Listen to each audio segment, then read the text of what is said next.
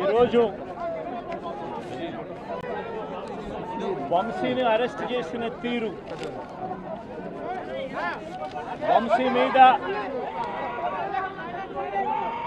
పెట్టిన false case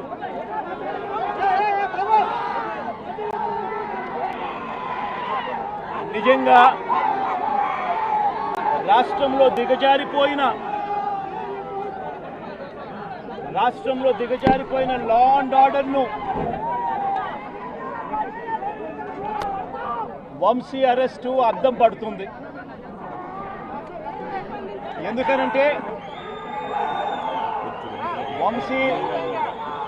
వంశీని arrest చేసిన తీరు ఒకసారి గమనించినట్టయితే అతి దారుణమైన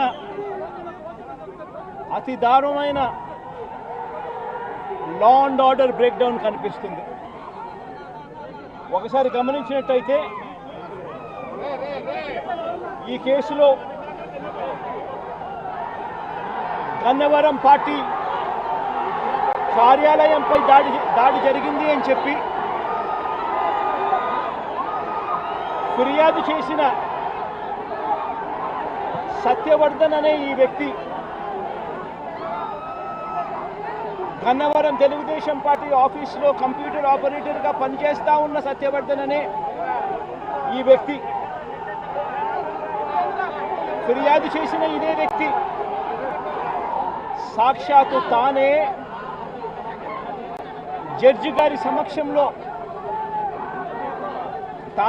జడ్జి గారు ఇచ్చిన సమన్లకు పోలీసుల ఆధ్వర్యంలో ఆ సమన్ను అందుకొని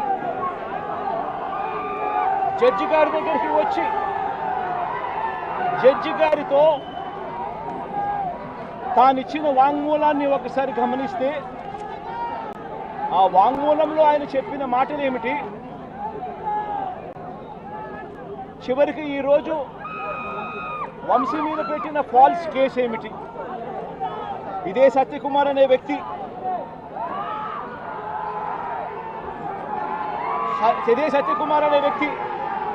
జడ్జి గారి సమక్షంలో సత్యవర్ధన్ అనే వ్యక్తి వంశీ ఎలాంటి తప్పు చేయలేదు అని చెప్పినప్పటికీ కూడా వంశీ మీద తప్పుడు కేసులు ఈరోజు బనాయించడం జరిగింది. ఒకసారి ఈ కేసుకు సంబంధించి ఘటనలు ఒకసారి గమనించాల్సిన అవసరం ఉంది.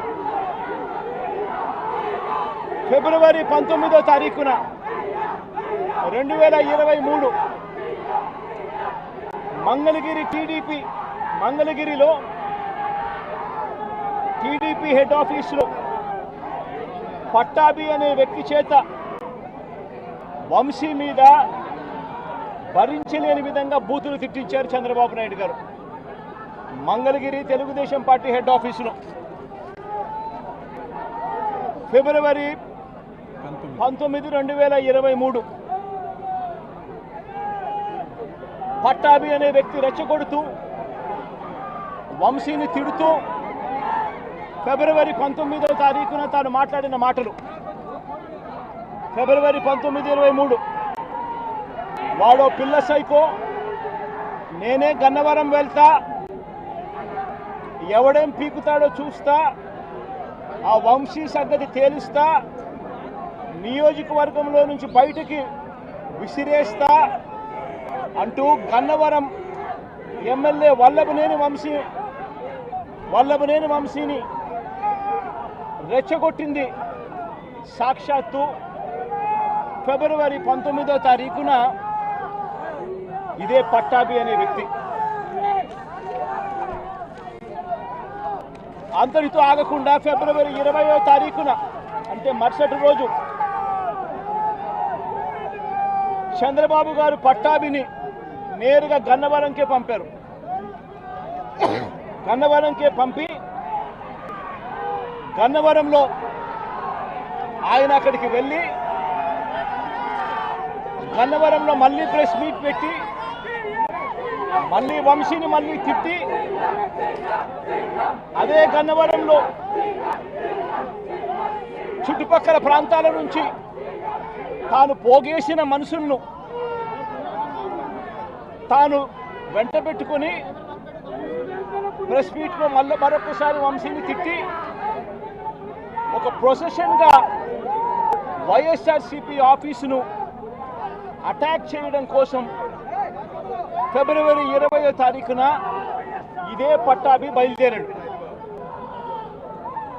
బయలుదేరిన ఈ ఘటనలో ఇదే పట్టాభి ఫిబ్రవరి 20వ తారీఖున వైసీపీ ఆఫీసుకు తన మనుషులతో ప్రొసెషన్గా తాను అక్కడికి వెళ్ళి ఆ రోజు పార్టీ బయట ఉన్న ఒక దళిత సర్పంచ్ సీనయ్య అనే వ్యక్తిని కూడా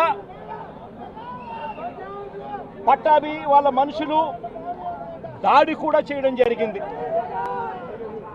ఈ దాడి జరుగుతా ఉన్న నేపథ్యంలో ఉద్రిక్తతల మధ్య పోలీసులు కూడా నిర్వహించేదానికి విశ్వ ప్రయత్నం కూడా చేశారు.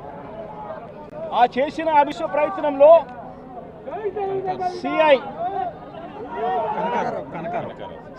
కనకారావు, ఈయన కూడా దళితుడే, సిఐ కనకారావు తల పగలగొట్టి నిరోధించే కార్యక్రమంలో సిఐ కనకారావు తల కూడా ఇదే అల్లరి మూకలు పట్టాభి నేతృత్వంలో ఇదే అల్లరి మూకలు తల కూడా పగలగొట్టారు. ఇలాంటి ఉద్రిక్తతల మధ్య ప్రతిచర్యగా తెలుగుదేశం పార్టీ వాళ్ళు ఇటువైపున రావడం, ప్రతిచర్యగా వైసీపీ వాళ్ళు కూడా అటువైపున వెళ్లే కార్యక్రమం జరగడం, ఈ ఘటన జరిగింది.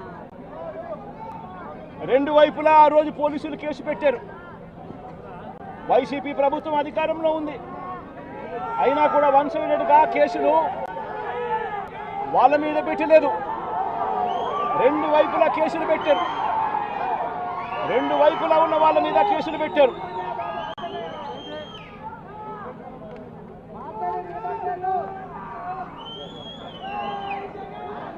తర్వాత గన్నవరం ఘటనకు సంబంధించి అప్పటి పోలీసులు సుమోటోగా టీడీపీ పార్టీ మీద, వైసీపీ పార్టీకి సంబంధించిన వాళ్ళ మీద, ఇద్దరి మీద కేసులు పెట్టారు. ఇదే సమయంలో టీడీపీ వాళ్ళు 3 కంప్లైంట్స్ కూడా ఇచ్చారు, అవి కూడా తీసుకోవడం జరిగింది. కానీ ఈ ఘటనలన్నీ కూడా టీడీపీ ఇచ్చిన కంప్లైంట్స్లో కానీ, ఆ రోజు ఇచ్చిన కంప్లైంట్స్లో కానీ, పోలీసులు పెట్టిన కేసుల్లో కానీ ఎక్కడా కూడా వంశీ పేరు లేదు. కారణం వంశీ ఘటనలో లేడు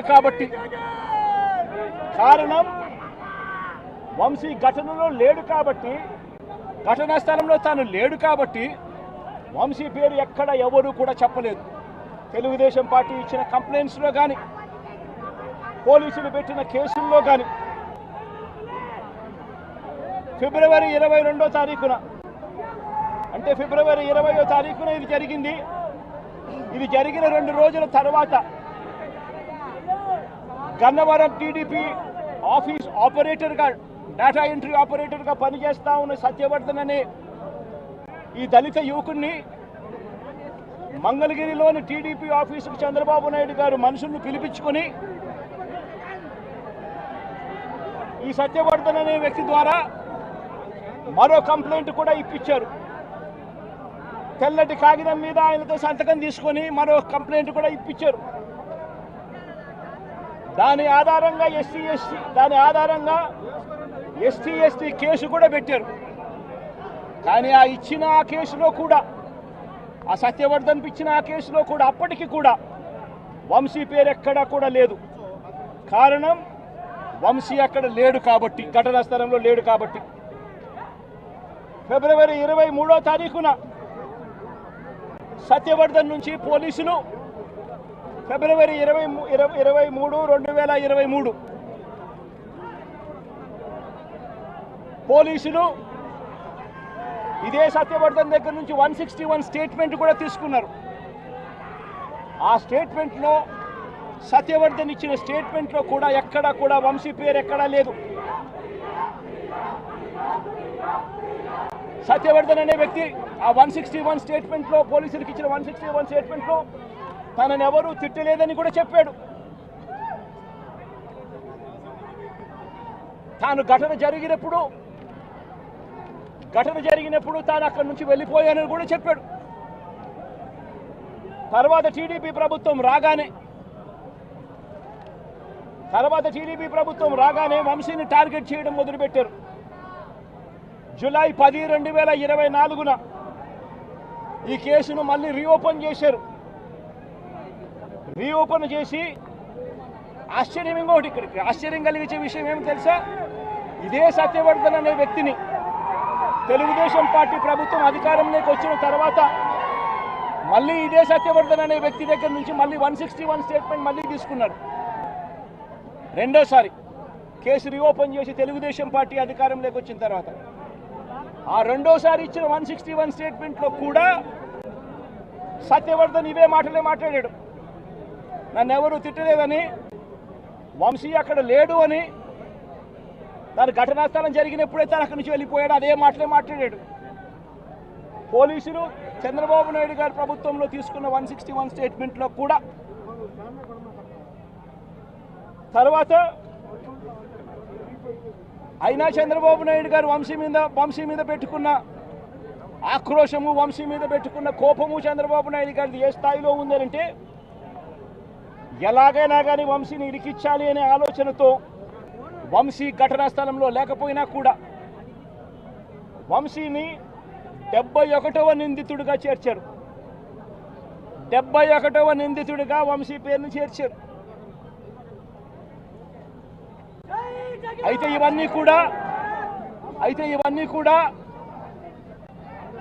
ఇవన్నీ కూడా బెయిలబుల్ అఫెన్సులు కాబట్టి బెయిల్ కోసం వంశీ హైకోర్టుకు యాంటిసిపేటరీ బెయిల్ కోసం వంశీ హైకోర్టును ఆశ్రయించాడు. కాబట్టి చంద్రబాబు నాయుడు గారు ఎట్టి పరిస్థితుల్లోనూ వంశీని అరెస్ట్ చేయాలనే ఉద్దేశంతో, బెయిల్ రాకూడదు అన్న ఉద్దేశంతో చంద్రబాబు నాయుడు గారు కుట్రను ఇంకా ముందుకు తీసుకెళ్లారు.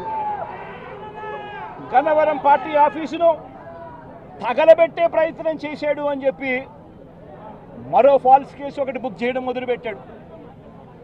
తెలుగుదేశం పార్టీ ఆఫీస్ అట కాల్చే కార్యక్రమం అట జరిగింది అని చెప్పి ఏకంగా చంద్రబాబు నాయుడు గారు అనే వ్యక్తి మరో ఫాల్స్ కేసు, మరో కట్టుకథ అల్లాడు. ఆఫీసును తగలబెట్టే కార్యక్రమం చేసినప్పుడు ఆ ఆఫీసు ఎవరిది అని చెప్పి, ఆ ఆఫీసు ఎస్సీ ఎస్టీలకు సంబంధించిన ఆఫీస్ వారిదే ఓనర్లు అయితే అప్పుడు ఇది నాన్ బెయిలబుల్ సెక్షన్స్ కిందికి వస్తుంది, ఎస్సీ ఎస్టీ కేసు పెట్టొచ్చు అనే ఉద్దేశంతో ఏకంగా తెలుగుదేశం పార్టీ ఆఫీసు ఎస్సీ ఎస్టీలదని చెప్పి ఇంకో దొంగ కేసు, ఎస్టీ ఎస్టీలదే అని చెప్పి ఇంకొక దొంగ వాంగ్మూలాన్ని కూడా ఇచ్చేశారు ఇదే పెద్ద మనిషి చంద్రబాబు నాయుడు గారు. వాస్తవం ఏమిటంటే తెలుగుదేశం పార్టీ కాలబడింది లేదు. తెలుగుదేశం పార్టీ ఒక ఎస్సీ ఎస్టీకి సంబంధించిన వ్యక్తికి సంబంధించిన ఆఫీస్ బిల్డింగ్ కూడా కాదు. తెలుగుదేశం పార్టీ ఆఫీసు కడియాల సీతారామయ్య గారు అనే ఎస్సీ కాదు, ఎస్టీ కాదు, కనీసం బీసీ కూడా కాదు, చంద్రబాబు నాయుడు గారికి సంబంధించిన వ్యక్తి, ఆయన బిల్డింగ్ అది. అంటే అక్కడ కూడా చంద్రబాబు నాయుడు గారు ఉద్దేశపూర్వకంగా వంశీకి బెయిల్ రాకూడదు అని, నాన్ బెయిలబుల్ కేసు కింద దీన్ని మార్చాలి అనే ఉద్దేశంతో చేసిన మరో కుట్ర ప్రయత్నం. మరోవైపు ఈ కేసులో దాదాపుగా 94 మంది మీద కేసు పెడితే చంద్రబాబు నాయుడు గారు నెలల తరబడి వైఎస్ఆర్సీపీ నాయకులు వేధించాలనే ఉద్దేశంతో ఇంకా 44 మందికి ఇంకా బెయిల్ రాకుండా చంద్రబాబు నాయుడు గారు అడ్డుకుంటా ఉన్నారు. ఒక హక్కుగా బెయిల్ రావాల్సిన చోట నెలల తరబడి బెయిల్ రానివ్వకుండా అడ్డుకుంటా ఉన్న పరిస్థితి చంద్రబాబు నాయుడు గారు. ఇదే సత్యవర్ధన్ అనే వ్యక్తి మెజిస్ట్రేట్ దగ్గరికి తాను వచ్చి జరిగిన ఘటన గురించి మెజిస్ట్రేట్ దగ్గర వాంగ్మూలం తాను ఇచ్చేస్తే మిగతా వాళ్ళందరికీ కూడా బెయిల్లు వస్తాయి అనే ఉద్దేశంతో పోలీసులు చంద్రబాబు నాయుడు గారు ఇద్దరు కూడా కుట్ర పన్ని సత్యవర్ధన్ అనే వ్యక్తిని 20 సార్లు రమ్మని సమన్లు పంపించినప్పటికీ కూడా ప్రతిసారి దాటేసుకుంటూ రాకుండా ఎగరగొడుతూ పోయాడు.